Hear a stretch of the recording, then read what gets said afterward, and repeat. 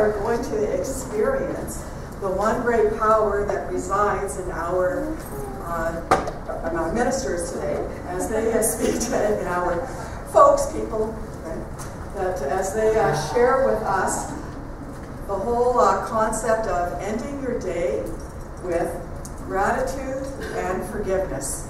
And so I would like to invite Reverend Joanne up to start the talk off this morning, and then she will be followed by Reverend Ken. So welcome, Reverend Joanne.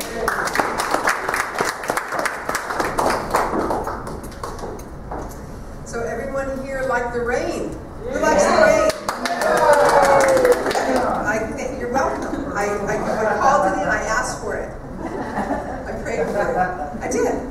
Really. So I always, don't you love it? You pray for something and it happens and you're like, whoa. At night, that's it too. Yeah. Let's pray at night and have a sunshine one.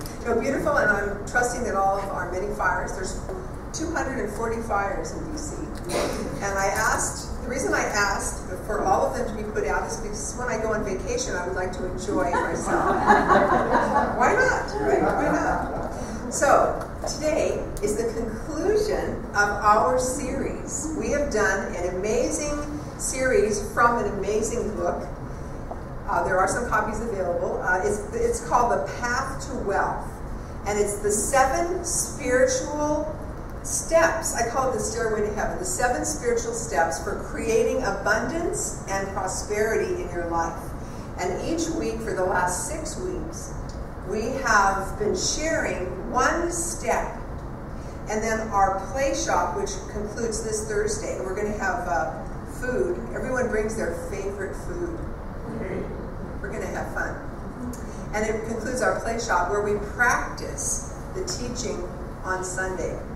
Because of practical application, I mean, we can all have knowledge, right? All the wisdom in the world, but until we apply it, until we live it, it just remains knowledge. It's in a book.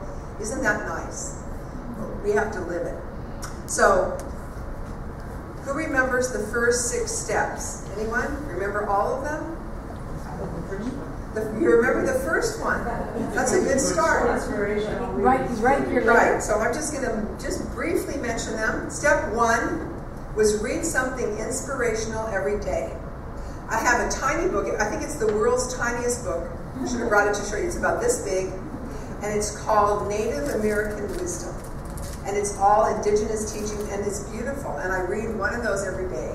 So anything you read, you put into your consciousness. And Dr. Holmes said he said this, when the mind expands to accept a new teaching, it never shrinks back to the same size again. Isn't that good to know?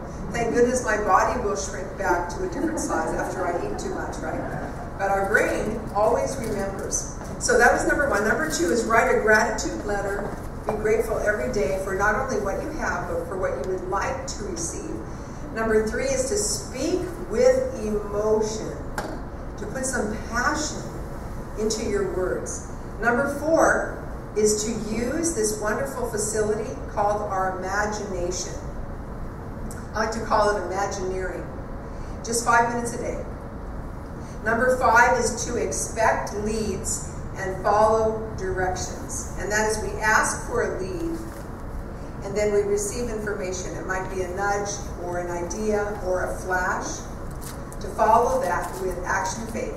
Number 6, and we did this last week. Who remembers the balloons? Some of you. We had this big array of balloons, beautiful. Because we were celebrating, to celebrate your successes, to celebrate and note your successes. And new to me is I began to write them down. I've never written down. If I would have written down all my successes, I would probably fill lots of journals, but I never did. But I started now. So from now until 106 when I leave the planet,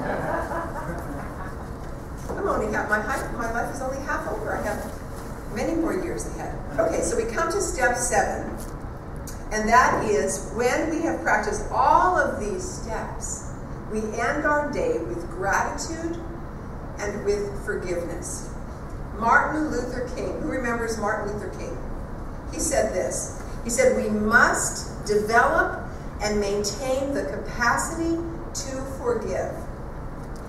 He who is devoid of the power to forgive is devoid of the power to love.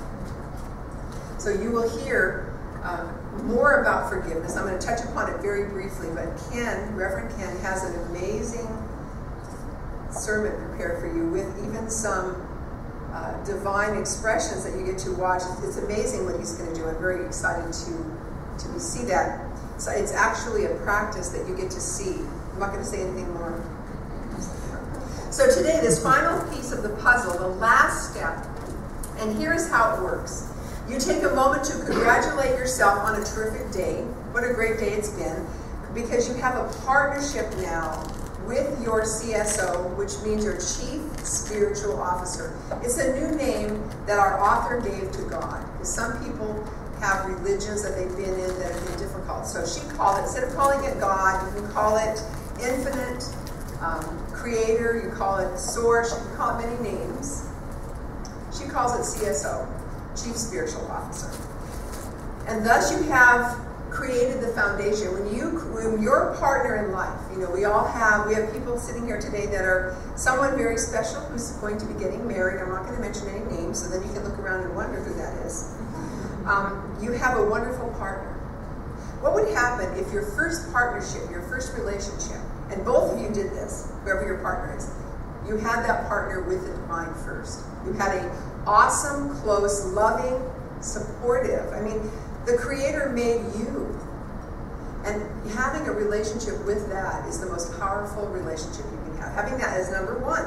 So it's God first, then your family, your partner, your family, and then the rest of your life, right? Your work and other things. Or maybe for some of you, your pet. How many of you are very close to your pet?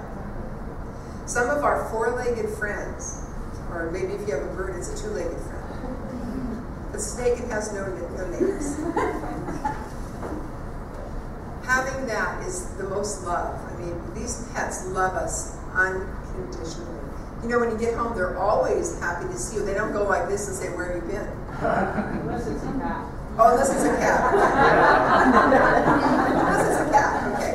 But they're always happy to see you. Wouldn't it be great if when we got home from our work and we had a partner at home, you know, that they were jumping up and down to see us just like our dog or cat? You'd like that, wouldn't you? Wait, there's your wife or your husband or your partner jumping up and down. Hey, I'm so happy to see you. I mean, that might change everything. That'd be a good thing. What'd you say? 911. 911. That happened, you would call 911. Into the fire department. Say, what's going on? What kind of thing are you having today? What have you been getting? Smoking or something like that. Anyway. So this whole month has been all about doing that, about really connecting with Source and about really being grateful. Grateful is it's called the great multiplier, and that's why it's so important in our lives. And so what I found is I've added these 7 steps to my daily life. I've had a spiritual practice for over 30 years, but I love these. I love these teachings, and they're very simple. And according to our author, she only wants it to take 30 minutes. Could you create 30 minutes in your morning? And I used to like to anchor, I still do, with coffee. You get a nice warm cup of coffee or tea, and you sit down and you practice these 7 steps. And of course, the last one that we'll talk about today is one that you do at the end of your day. So you do the first 6 in the morning and 1 at night. So step 7 is to end your day with gratitude. And so I'm going to share with you what I wrote, and it's a little like a summary of your day. So what I do after practicing the first 6, and then it's amazing when you create your day, when you sit down and you set an intention for your day, what it is you'd like to accomplish, the best workout I've ever had, the most wonderful board meeting possible, the most interesting counseling sessions that I've ever done. And they happen as I create them, as I set that intention for them. The most wonderful time at Nature's Fair where I work. We have someone that works at Nature's Fair. So yeah, and you create the best day. And it happens. So at the end of the day, it's kind of like a little review. And you want to thank your CSO for the great day that you had, all of the good that you received, including the marvelous people that are in your life and that you work with. And if the day you had any challenges, anybody ever have a challenge? Oh. Just one? Just one challenge. You want to thank your CSO for handling the situation for your highest and best good and for the good of others. And so I'm going to share with you my little kind of summary of the day. Before I do that, though, I just want to tell you about, just very, very briefly, about my challenge this week. And it was, I had a very dear friend of mine. I was giving her a ride, and we had lunch. I was giving her a ride, and she said something's not right, and she's okay now. But anyway, she died in my car. So I want you to imagine what it would be like if your very dear friend, you're giving her or him a ride, and they just lean over and die.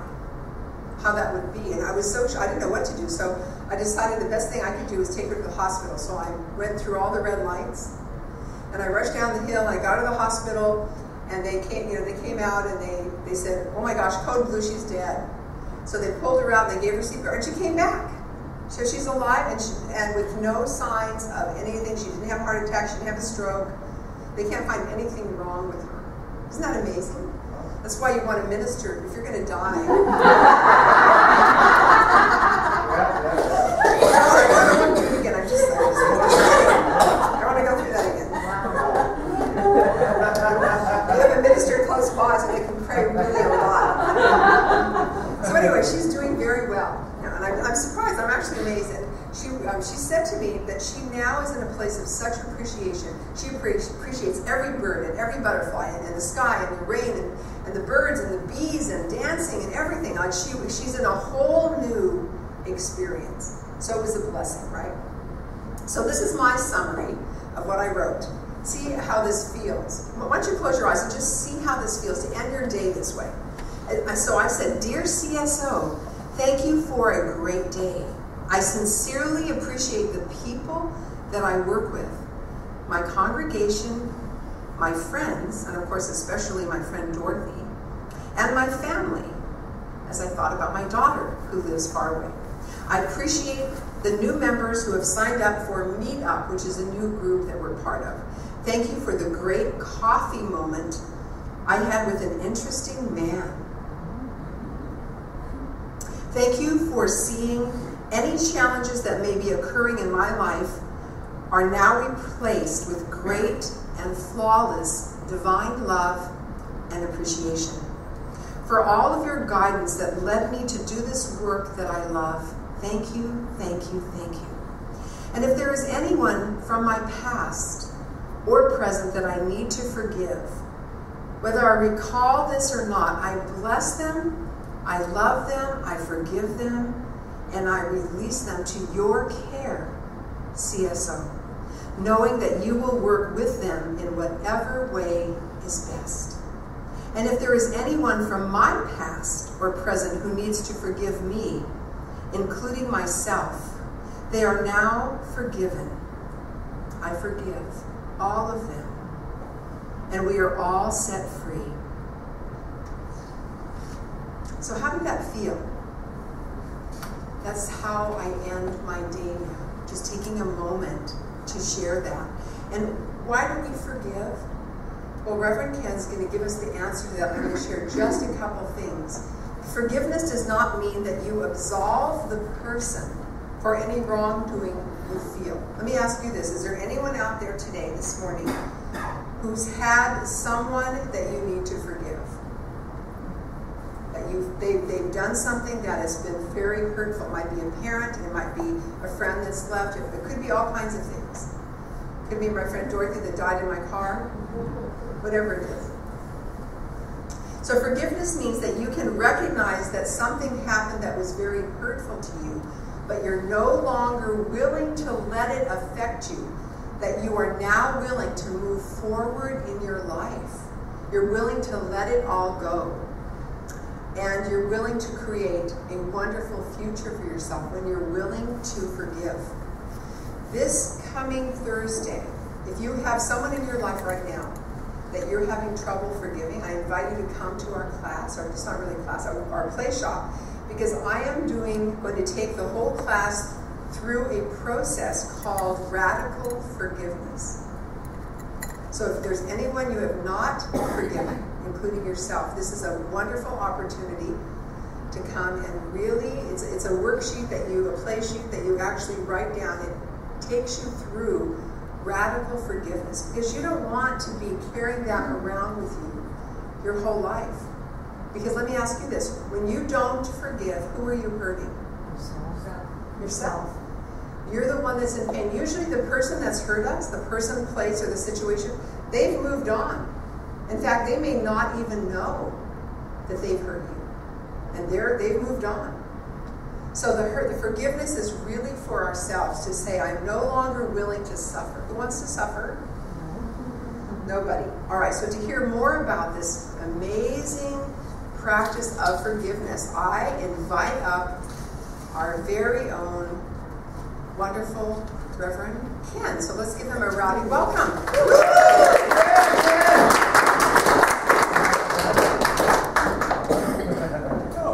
She took her book, I brought my book. Guess what? I think we've colored all the pages. No, we haven't. It's a beautiful book.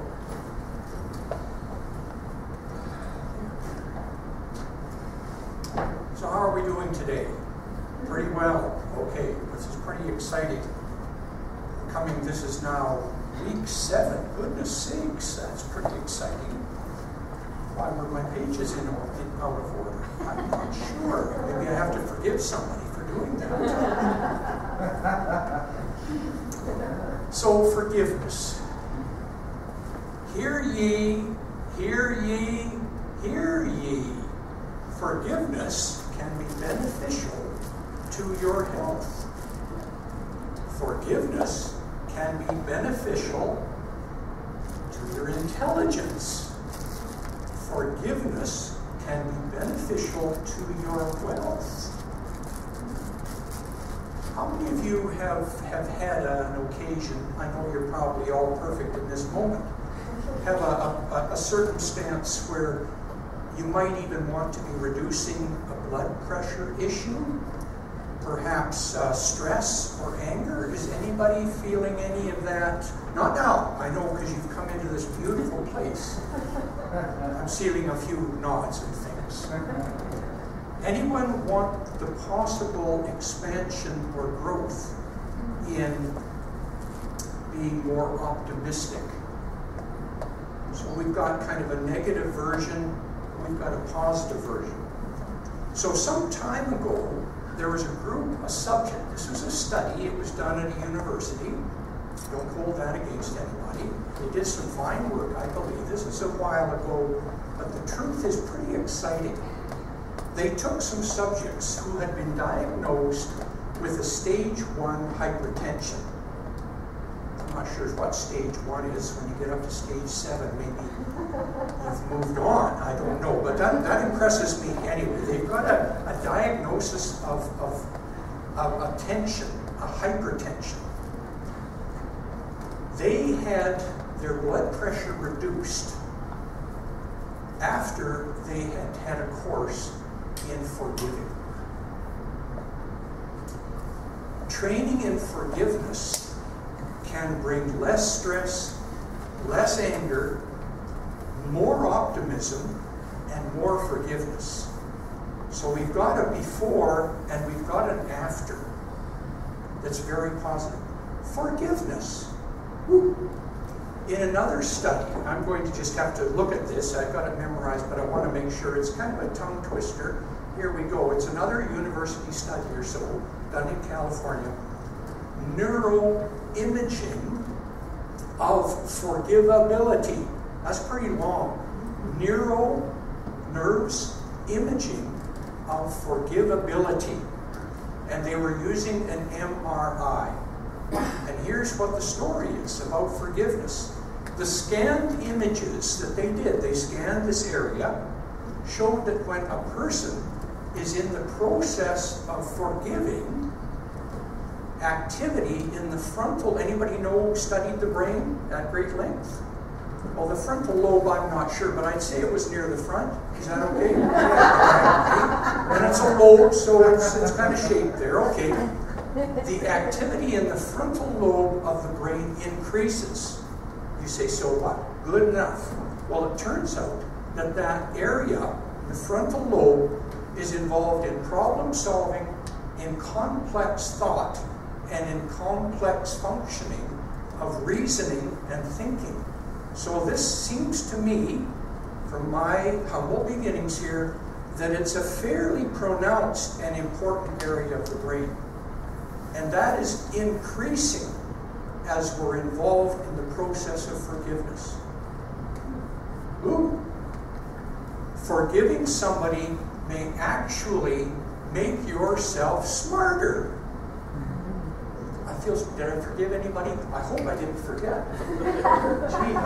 Anyway, it's going to make me rush home and forgive 3 times over, right? It can make you smarter. I believe it. That's all that's needed. All you need to do is believe it yourself. It doesn't matter what anybody else thinks. If you believe it, it's true. Remember that. That's science of mind. It can, and in the context of the gal who wrote the book, The Path to Wealth, it lifts you up in that growth and that manifesting of wealth.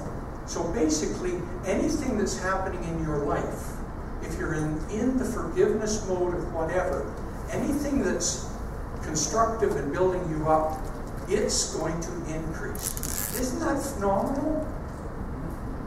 I thought so. There's another area that benefits by forgiveness. And that's, surprise, surprise, relationships. Isn't that about the area about forgiveness usually? Now it could be about our relationship with others, and it could be our relationship with ourselves, right? So let's deal with the others first. I have a little, sorry, I went to font 11. I was feeling a little chintzy. No, I didn't say that. But anyway, I thought that you might want to carry this around, so I didn't want to make it a big piece of paper. But you can we won't hand them out right now, but this is the forgiveness mantra. Do you remember it at all? It's beautiful. You can say it with me. I can say it. Okay, this is the forgiveness mantra. And just to set it up properly, a couple of weeks ago, what did we announce was the most powerful thing in our lives, dealing with what we're talking about here? Many hands going down. Okay. Guess what? It was the spoken word. Remember that now? The spoken word, in your experience, is the most powerful influence on your life and creating your life. The spoken word. That means if something is chattering away, if you see a person, oh, there's that person again, and if we got that garbage going on, here is where the spoken word comes in. If you want to read it, you can. It's quite simple. I bless you. I love you. I forgive you.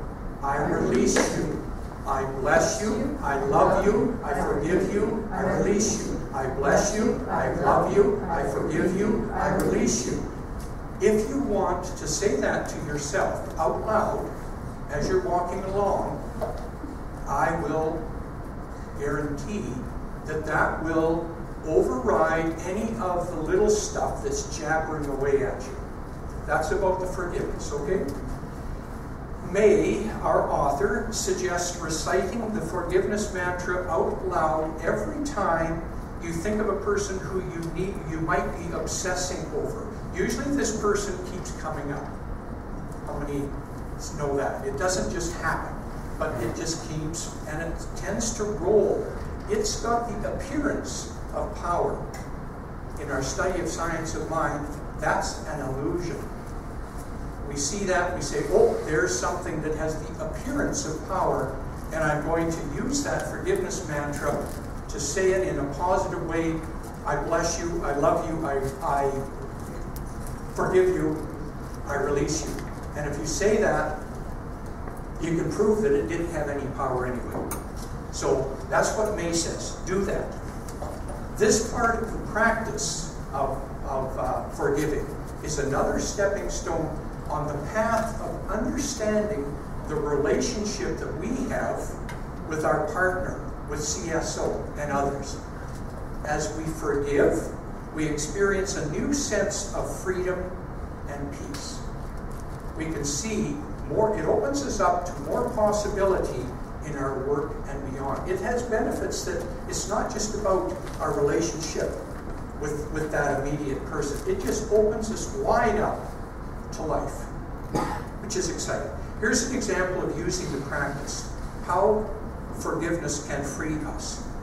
I'll just read this. One man says another did something awful to him long ago. Now maybe you can imagine that. Yep. The last person he wanted to see was this man. But whenever he thought of the man, it was like being tied to him. His emotions when he saw that person got engaged, and they're strong and they're raw. Ooh. His emotions were negative. It was as if he deliberately kept the man nearby and attached to him through the power of his negative emotions. It was like we're dragging this person along with us. We're going along and it's just rolling.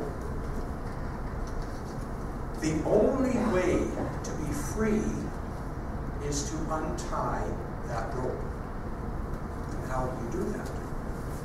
Well, you can use that forgiveness mantra. You can do other work with affirmations. How do you untie? Maybe get a friend. How about if they come over and untie the rope? Sorry, it doesn't work that way. The only person who can untie our rope is us. Now, the ultimate goal is to get to the point where seeing that person doesn't cause any kerfuffle. It doesn't raise your emotion. You're kind of neutral to it. And if you do that mantra, and it's got a little bit of an extended part on the release part, there's a little bit more to say if you want, it's very powerful. It can clear you. Promise. It can work. This stuff really works. Now, the key in the message is the realization that you and I have the power to untie the rope and gain freedom. Imagine, I've got a rope here, we're going to do something. Just imagine being tied to some person, and you can't get free of them. That's what many of our experiences can be for whatever reason, but we try as hard, like, oh, la la la la la la la la la la la. It doesn't work. The key message, though, is that we are the only ones who can untie ourselves.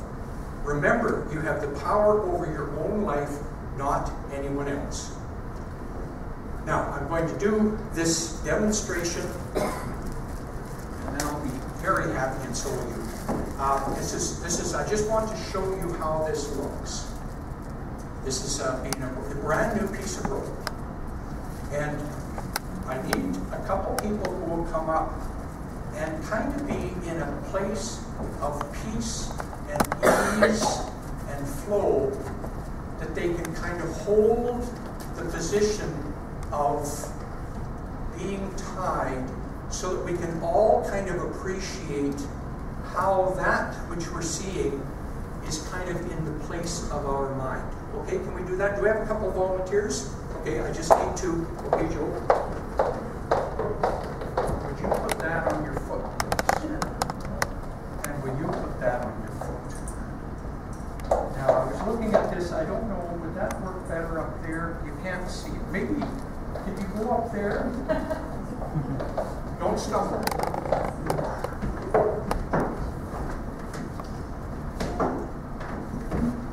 So if you could just imagine now, and would you turn away from each other? Now, that, I hadn't intended that, but turning away from something and turning to something is a good thing too in our affirmation.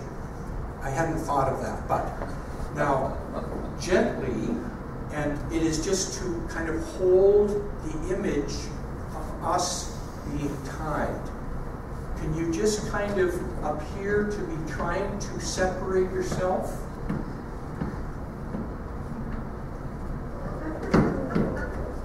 Now, They're not doing it very well. Thank you. Thank you. No, they're not succeeding. How many of you haven't succeeded too well in getting away from this idea of this person? We don't. Now, I won't have you untie that because I tied it up pretty tightly so it couldn't be untied except with great strength. But anyway, thank you. You can see that they have tried mightily, but they have not been able to untie themselves. They were tied together, thank you. And so, if you can just hold that idea, that image in mind, probably every one of us has experienced that sort of circumstance, whatever it might be. It might be a craving for food. It might be this, it might be that. It doesn't have to be a person. I love you, I bless you, I won't forgive you, because I just bless you. I see only the goodness there. And have a wonderful day and apply that sort of forgiveness to it. Here we go. Thank you. Thank you.